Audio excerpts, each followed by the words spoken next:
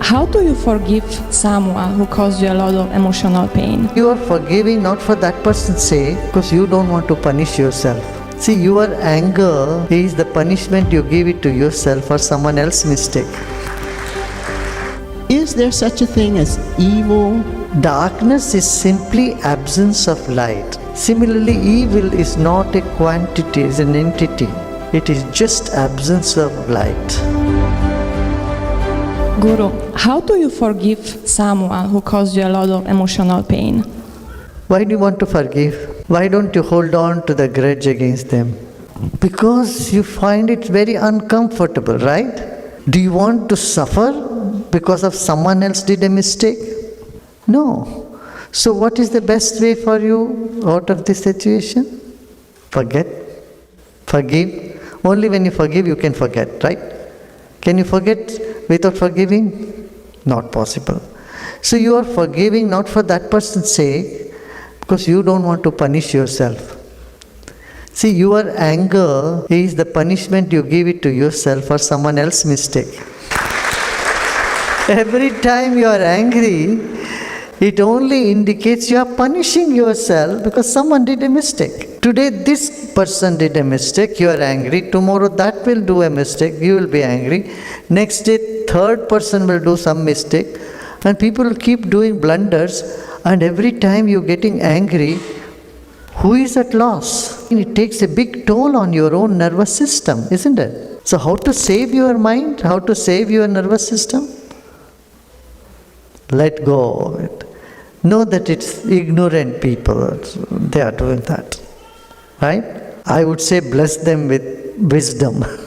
That's one step beyond forgiving. In forgiving, you think they are a culprit, and then you say, okay, you are a culprit, I forgive you. But if you see one step beyond, that culprit is also a victim of his or her own mindset, lack of understanding, lack of wisdom, lack of humanness, right? They are too selfish, even all these things is a disease. Lack of proper social behavior or etiquette, I would consider is not normal. So then you say, okay, bless them with a good mind. Right? Is there such a thing as evil, like evil entities or evil agencies or evil that is against life? Suppose I make a knot of this cloth. There is a knot. The knot is real, right? Is it real or unreal? One level, this is real. But the moment I release the knot, does it exist? Is darkness real or unreal? It appears to be real, but the moment light comes, where does the darkness go? Does it go somewhere? Because it is not an entity. Darkness is simply absence of light. So what we call as evil is only absence of goodness. When you are not facing the light, you find your shadow. Farther you go, the bigger the shadow becomes. And the moment you turn around or you bring light to your friend, is there shadow? No. Where did it go? Because it is not an entity, it has no existence, it doesn't go anywhere because it was never there. Similarly, evil is not a quantity, it's an entity. It is just absence of light.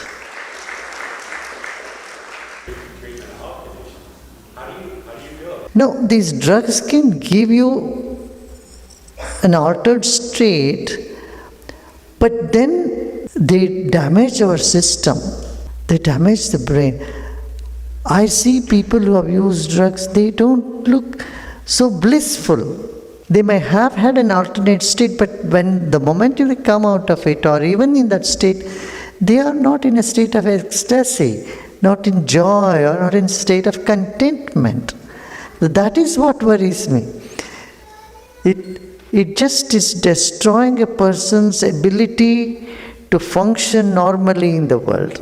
So I would say, keep away from that. Meditation can uplift you, keep your energy high, aids in healthy body-mind relationship. It helps to revitalize your organs, brings more antioxidants in your body, So it has many, many health benefits. This is life supporting, whereas drugs I see is more destructive. Maybe you think you know yourself, not knowing who you are. Wrong understanding about yourself, your abilities, notion of who you are. Or you have heard from many people saying, you are no good, you are no good, you are no good. So you have become a football of someone else's opinion. That also. Gurudev, if you could please help me be more authentic. How can I tell if something is authentic in me versus the result of habits or impressions? Authenticity is just a nature of our consciousness, that's all. You feel integrated, you feel firm about something, then you say, this is authentic. Right? On one hand, if you see, everything is authentic. Someone is lying, they are authentically lying. Or on the other hand, what you consider authentic in a localized sphere, from a broader perspective, it may not be authentic. Theory of relativity. Here everything is relative, and what you call it is authentic, isn't it? I want to make the journey from the head to the heart. Head to heart. What can I do to make that journey more fruitful? No effort. This journey happens when you relax. If you try to do something, you will go in the opposite direction. If you relax, you get back to your innocent self. Do you see what I'm saying? Effort is counterproductive here. Oh, I want to get into my heart, I want to make my journey from head to heart. No. One thing could be, you can say, oh well, I'm so foolish. If you think you are full of wisdom, you can't make the journey. But when you realize your shortcomings, you are foolish, and you know nothing, and what you don't know is a lot, the journey has begun already. So, journey is from an ugly I don't know to a beautiful I don't know. See, ugly I don't know comes when you are frustrated. I don't know. Don't ask me, I don't know. That's a frustrated mind saying. But a scientific mind or well-read and highly evolved mind says, well, I don't know. What about the times when bad times or negative times in one's life just don't seem to be ending? You're doing everything right, you're meeting the right people, you try to have a positive mindset. You wake up in the morning and you're like, I meditated, I did my Kriya, I'm going to have a positive mindset, and bam, something goes wrong. And it just keeps on repeating and repeating and repeating, and you feel like, is there a light at the end of the tunnel? What about that? See, you always get some respite from the negative things. Otherwise, you don't even feel the negative. You get so used to it. You say, that's how things are. If you are being bombarded with the negativity constantly, you become so immune to it, right? It doesn't bother you anymore. When does it bother? When you get a respite from it. And then again it comes. Then we should know, see what comes, that goes. So if something has happened, unpleasant comes, it goes. And that is the real maturity in life. You see, you can't complain, it's cold in December in D.C. You see, some people can keep complaining their whole life, but that's not a wise thing to do. You simply accept that. I heard there is a recent research which says 85% of the worries we have never happens. That 15%, you are able to manage it very well. And you are left with only 3% of worries. So what is the point in worrying? Your fears are unfounded. 90% you are able to manage, and 3% it's a rare occasion that you get stuck. And then I tell you, if you are meditating, if you have a clean heart, a pure heart, good intention, you would not even have this. And then when you have some difficulties, you will get some help. Somehow, from somewhere, you get the help. How many of you had this experience?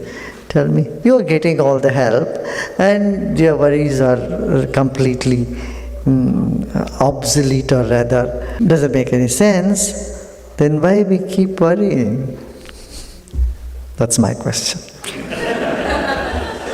So you need to for some time remove all this and keep it aside. Well, you may say, well, Gurudev, you say that it's easy, it sounds very nice, but what do we do? I keep worrying about paying my bills, I keep worrying about my relationship and my finances, my marriage, my health, and blah, blah, blah, blah, blah, blah, blah. These worries come. Nobody wants them, still they come.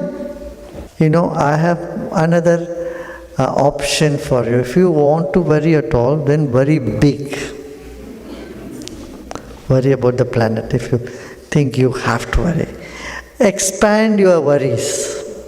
When you expand your worries, then also it doesn't bother you so much. When you think about the bigger picture, your worry appears to be quite smaller. I said, well, I'll see, I'll manage, let me see what I can do. That confidence simply comes from within you. Hasn't this happened? Same way, if you're just worrying about yourself, then everybody is having. So if you're worried about your flu, then you say, everyone is getting flu. When everybody is getting a flu, then you don't worry so much. So everyone got it. And at least sometime, I would say, you should have the ability to just remove it and keep it aside. Then meditation happens. All the plannings that you are having the whole day just heats up the brain. It needs some cooling time too, It needs to cool down. Say, okay, I'm going to just drop. I'm not saying you should never plan, be blank and just stare in the sky. This is not what I'm saying. You plan, you do all that. See, when you go out, you put on the shoes. But you don't go to your shower with your shoes on. Right? You don't lie down with your shoes on. You remove it. Similarly, take those few moments when you reflect on your whole life. What's my life? What's the meaning? What am I doing? Okay, I get this, I want to achieve this, I'll achieve. Okay, do all that. But then, one day the curtain is going to come down. So what do I want? If you just put a little attention on that, you get into a space where you find yourself in such freedom and such strength and such elevation. Do you know the Nobel Prize for Physics this year went to someone, you know what they said? The world is not real. How many of you didn't know this? Raise your hand, I want to know. The world as we see is not real. Real in the sense, it is not stagnant. The definition of truth is that it doesn't change. Anything that keeps changing is unreal. Our world is what? Our mind. Our mind is what? Our thoughts. Our thoughts is all about our opinions, our impressions in the mind, our memories. This is what we have been saying from long time. Isn't it? Suddenly all questions disappear, right?